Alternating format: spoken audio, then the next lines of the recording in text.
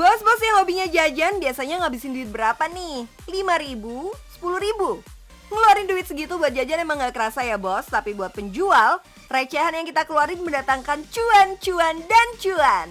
Kayak bisnis bakso cilok ini bos, kesannya sih jualannya receh banget ya, padahal cuan dari usaha bakso cilok mencapai ratusan juta loh bos. Kali aja ya bisnis yang dibangun Bos Sarta ini bisa jadi inspirasi buat bos-bos yang hobinya jajan. Halo bosku, nama saya Sarta Dipa, owner dari Ciboy Bakso Rame. Siapa bilang nih, usaha cilok yang katanya receh nggak bisa mendapatkan cuan ratusan juta rupiah? Tentunya bisa dong.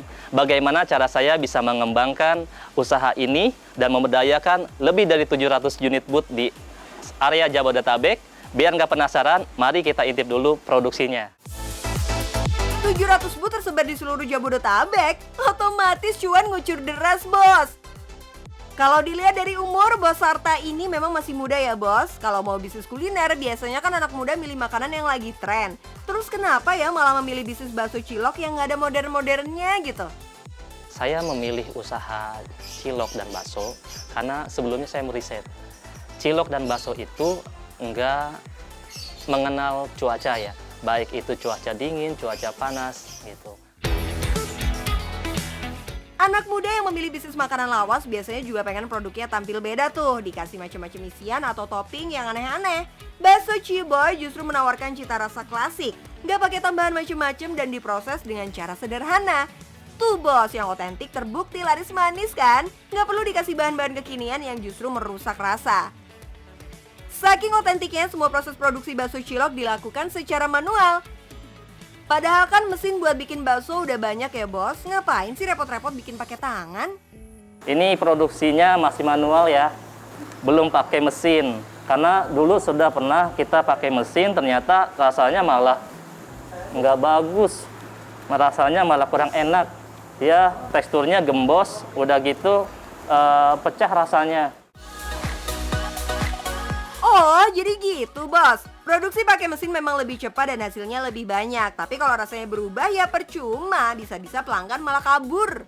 Jadi meski harus nambah budget untuk membayar karyawan, Bos Sarta tetap memilih untuk produksi secara manual, yang penting kualitas tetap teratas. Apalagi nih bos yang perlu diperhatikan biar rasa dan tekstur bakso cilok selalu konsisten.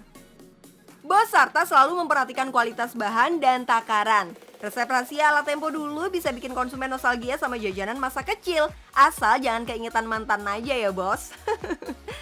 Masih muda tapi udah punya bisnis beromset ratusan juta. Pasti anak orang kaya nih Bos Sarta. Eits, jangan asal nuduh bos. Keberhasilan yang udah diraih bukan didapat dengan cara instan. Sebaliknya Bos Sarta justru berasal dari keluarga sederhana.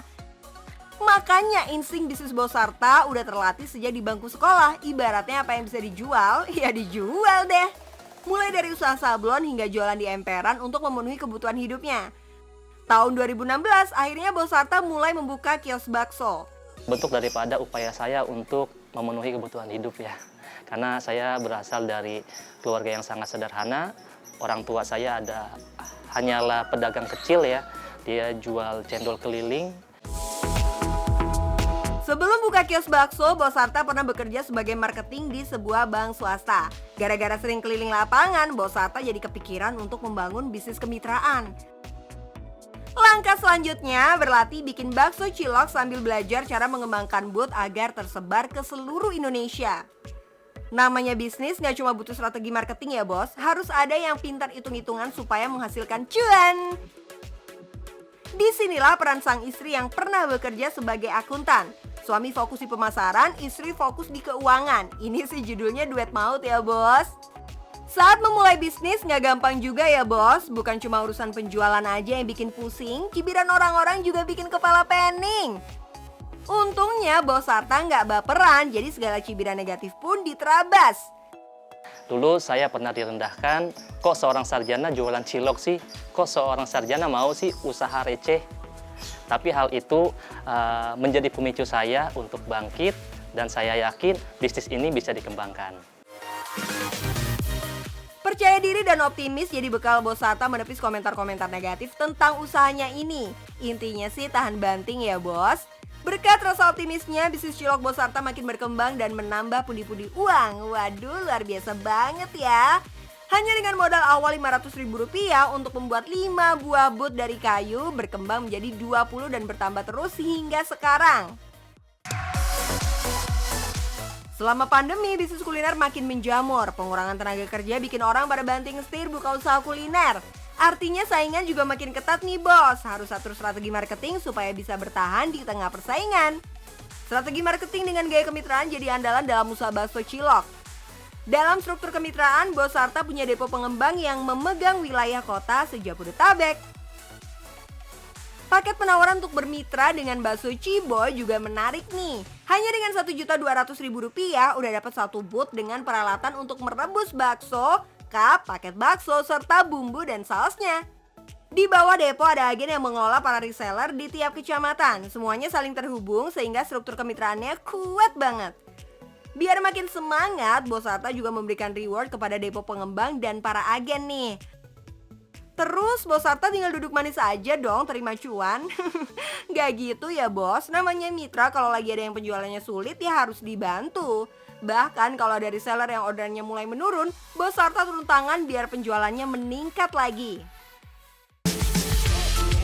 Gimana caranya supaya penjualan naik terus?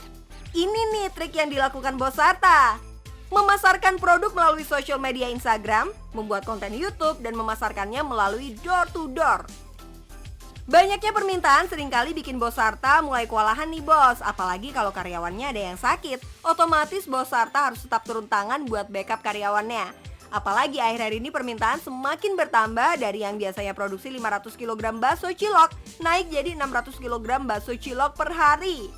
By the way, dari sekian banyak bakso Ciboy yang diproduksi, berapa nih omset per bulannya, bos? Hitungan omset saya ya, dari produksi itu lebih dari 350 juta omset kami per bulan. Nah, tapi kalau misalnya dihitung omsetnya harga konsumen, ya itu sudah miliaran ya.